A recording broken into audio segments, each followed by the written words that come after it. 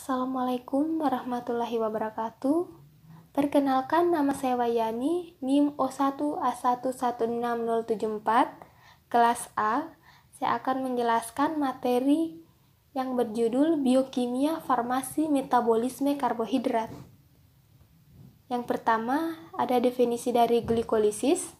Glikolisis berasal dari kata gliko yang berarti gula dan lisis yang berarti penguraian. Glikolisis merupakan proses penguraian gula 6 karbon menjadi 2 molekul asam pirufat berkarbon. Yang kedua ada glikogenesis. Glikogenesis adalah lintasan metabolisme yang mengkonversi glukosa menjadi glikogen untuk disimpan di dalam hati.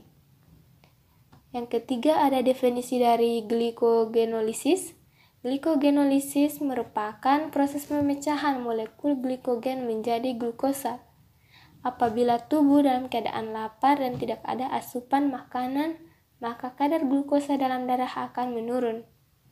Glukosa juga diperoleh dengan cara memecah glikogen menjadi glukosa yang kemudian digunakan untuk memproduksi energi. Keempat ada definisi dari gluconeogenesis. Gluconeogenesis merupakan lintasan metabolisme yang mengkonversi glukosa menjadi glikogen untuk disimpan dalam hati.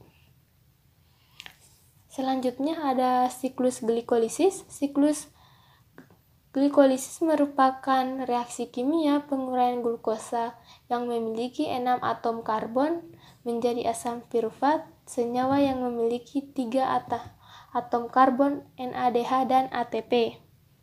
NADH adalah koenzim yang mengikat elektron H sehingga disebut energi elektron berenergi tinggi, sedangkan ATP merupakan senyawa berenergi tinggi. Siklus Krebs. Siklus Krebs merupakan bagian dari respirasi aerob yang di dalamnya terdapat beberapa proses yang cukup kompleks. Namun, inti dari siklus ini adalah untuk menghasilkan energi sebelum memasuki tahap siklus Krebs. Tahapan respirasi aerob dimulai dari glikolisis, dekarboksilasi oksidatif, lalu memasuki tahap siklus Krebs, kemudian masuk ke tahap akhir, yaitu transfer elektron. Berikutnya ada rantai respirasi atau transport elektron.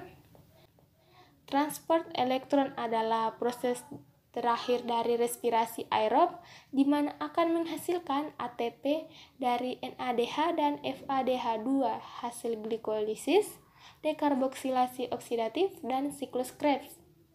Satu molekul glukosa ketika menjalani glikolisis CS akan menghasilkan yang pertama dari glikolisis menghasilkan 2 NADH, yang kedua dari dekarboksilasi oksidatif menghasilkan 2 NADH, dan yang ketiga dari siklus Krebs menghasilkan 6 NADH dan 2 FADH2. Berikutnya ada metabolisme di tubuh manusia. Metabolisme di tubuh manusia terdiri ada 2 tahapan. Tahapan pertama yaitu proses glikolisis aerob dan energi yang dihasilkan satu glukosa. Glikolisis merupakan tahapan pertama respirasi aerob yang terjadi di dalam sitoplasma atau sitosol. Pada tahap ini, molekul glukosa akan diuraikan menjadi senyawa yang lebih sederhana. Dari hasil penguraian ini, molekul glukosa pada glikolisis berupa 2 molekul ATP, 2 molekul asam pirufat, dan 2 molekul NADH. 1 molekul glukosa dan 6 molekul oksigen dapat menghasilkan 38 ATP. Akan tetapi, tubuh manusia hanya bisa menerima 36 ATP. 2 molekul ATP lainnya digunakan selama proses pembentukan ATP.